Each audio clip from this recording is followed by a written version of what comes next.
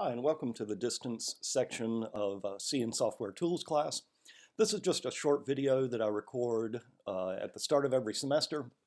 Most of the lectures for this class were recorded a few semesters ago, but I like to, so that means some of that content may not apply to the section that you're taking this class. I try to take anything that is specific to this semester of the distance section and put it in this one short recording at the start of the semester. I'm recording this in the spring semester of 2020, so hopefully that's the right semester when you're taking the class.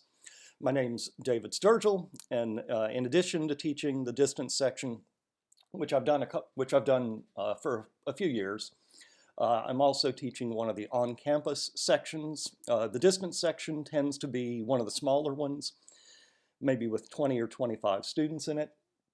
The on-campus section, and there's one that I teach, and then there's another one taught by Dr. Suzanne Balick. Together, that's another about 200 students. So you're in this course with about 220 students that are all working through much of the same material on the same schedule. During the semester, you'll be working on the same projects.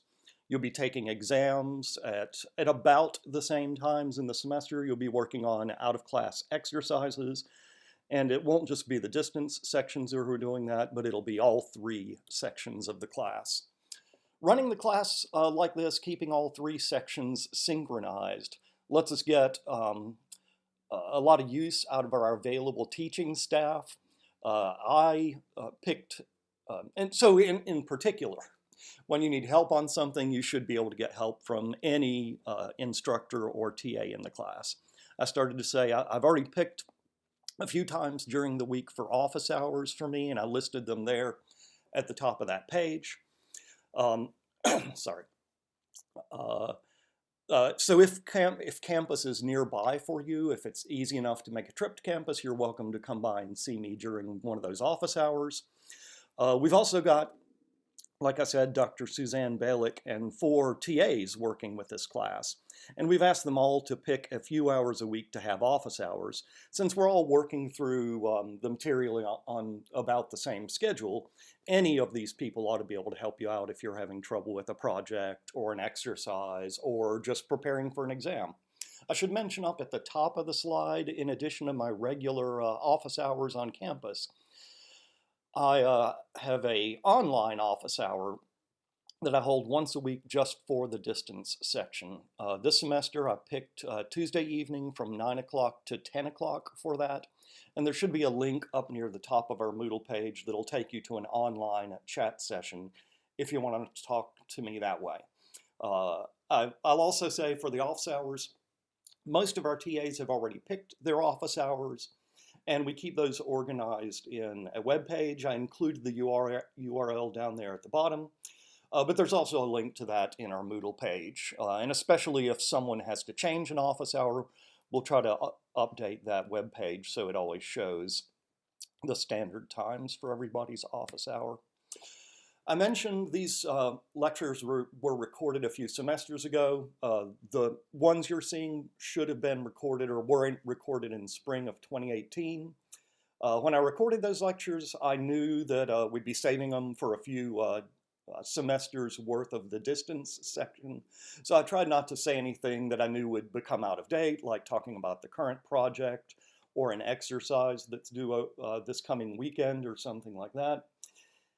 Even though I tried to do that, I know I probably made some mistakes, so if during a recorded lecture you hear me talking about a current project or something, just keep in mind that probably doesn't apply to the spring 2020 semester. We also had one lecture surprise that semester. Everybody had to evacuate the building where we were recording the lectures.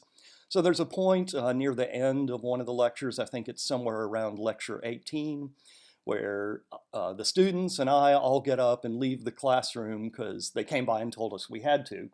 Everyone ended up being okay, but it did interrupt our lecture schedule a little bit.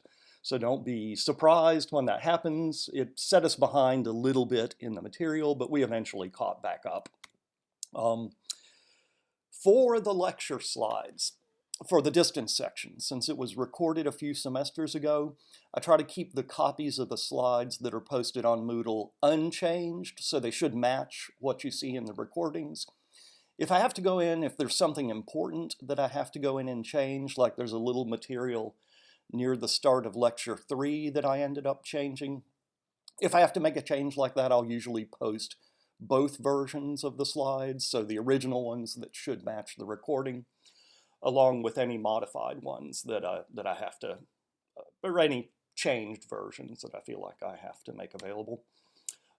For this semester, for the distance section, I've picked windows for you to take your exams so the exams fall at about the 1/3 and then the 2/3 point in the semester, and then we have a comprehensive final near the after the last day of classes.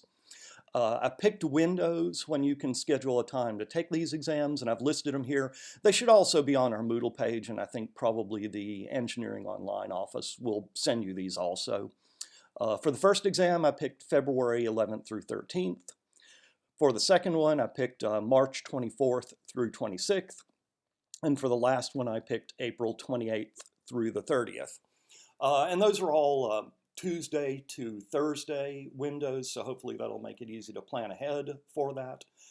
The first 2 exams, their length matches a regular on-campus section of the class, so they're going to be 1 hour and 15 minutes long. Final exams are usually 3 hours, so I would plan for a 3-hour window for that. For the final, you probably won't need all 3 of those hours, but that's what they'll be looking for when they're trying to schedule that for you, giving you up to 3 hours if you need it. For your exams, you'll be covering the same material. There should be similar exams, similar kinds of questions, similar length, but they won't be exactly the same exam as the on-campus section. So every section of the class gets their own version of an exam. Unlike the on-campus section, well, let me say the on-campus section takes a quiz at the end of every class meeting. At least that's what I do with my section. Since you're not meeting on campus, we have a different way of doing quizzes for you. I still have a quiz for about every day of lecture. It's just instead of taking a paper version of that in class, you'll be completing an online quiz through Moodle, usually a bunch of multiple choice questions. And then I've got one that goes with each lecture. So my plan is after you've watched the lecture recording, you'll take the quiz. And I just expect that to be turned in on Sunday evening at 11 o'clock. Same due dates as the short programming exercises. So hopefully that'll make it easy to remember to get those done every week. Since the on-campus section meets twice most weeks, they end up taking about 2 quizzes every week, and you'll be on a similar schedule. So each week there will usually be 2 online quizzes for your section. There's one, thinking back to when we recorded these lectures, there's one technology change. In spring of 2018, we were still using something called WolfWare Classic. That was a technology, a course management technology, and it got retired shortly after we taught that section of the class. Since we were using it that semester, you'll hear me talking about that a little bit, but almost all of that has been moved to Moodle now. So just when I say something about WolfWare Classic, that'll be something that you'll find or that you'll do through Moodle now. There was some material at the start of Lecture 3 that talked about WolfWare Classic, and that's one reason I went in and made an updated version of those slides. That's all I've got for now. I tried to keep this video short, and I tried to just talk about the things that apply to your particular semester of the class. If you need to contact me, there's my email address. Also, you should have received an invitation to join our Piazza group. I'd say go ahead and be sure you do that. That's how you'll get a lot of announcements about the class. And if you need to contact the teaching staff, that's also a good way to do that. Like I said, that's all I got to say for now. I'll see you at the next lecture.